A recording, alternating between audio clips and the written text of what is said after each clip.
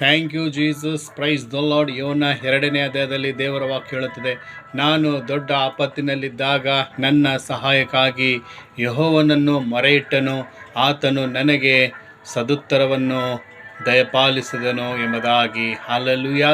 ಕರ್ತನಲ್ಲಿ ಪ್ರೀತಿಯ ದೇವರ ಮಕ್ಕಳೇ, ಇಲ್ಲಿ ಯೋನನು ದೇವರ ವಿರೋಧವಾಗಿ ಹೋದಾಗ ಕೂಡ ದೇವರ ಮಾತಿಗೆ ಆತನ ಅವಿಧೇಯನಾಗಿದ್ದಾಗ ಕೂಡ ದೇವರು ಆ ಒಂದು ಆತನಿಗೆ ಆಪತ್ತಿನಲ್ಲಿ ಹಾಕಿದಾಗ, ಆಪತ್ತು ಬಂದಿದಾಗ ಆಪತ್ತಿನಲ್ಲಿ ಆತನು ದೇವರಿಗೆ ಮೊರೆ ಇಟ್ಟಿದಾಗ, ಆತನ ಸಹಾಯಕ್ಕಾಗಿ ದೇವರೇ ನೀನು ನನ್ನನ್ನು ಸಹಾಯ ಮಾಡು ಎಂಬುದಾಗಿ ದೇವರಿಗೆ ಮೊರೆ ಇಟ್ಟಿದಾಗ ದೇವರು ಆತನ ಪ್ರಾರ್ಥನೆಯನ್ನು ಕೇಳಿ ಆತನಿಗೆ ಸದುತ್ತರ ಕೊಟ್ಟರು.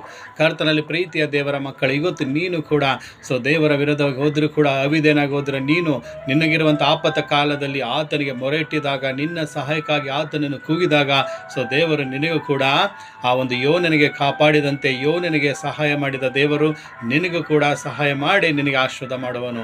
ಅದೇ ರೀತಿ ಯೋನನಂತೆ ತಿರುಗಿ ನೀನು ದೇವರ ಮಾತಿಗೆ ವಿಧೇಯನಾಗಿ ಪಶ್ಚಾತ್ತಾಪ ಪಟ್ಟು ಆತನಿಗೆ ವಿಧೇಯನಾಗಿದ್ದರೆ ದೇವರು ಎಂಥ ಆಪತ್ತಿನಿಂದ ಕೂಡ ದೇವರು ನಿನಗೆ ಸಹಾಯ ಮಾಡಿ ಆಶೀರ್ವಾದ ಮಾಡುವರು. ಯೇಸು ನಾಮದಲ್ಲಿ ತಂದೆ, ಆಮೆನ್.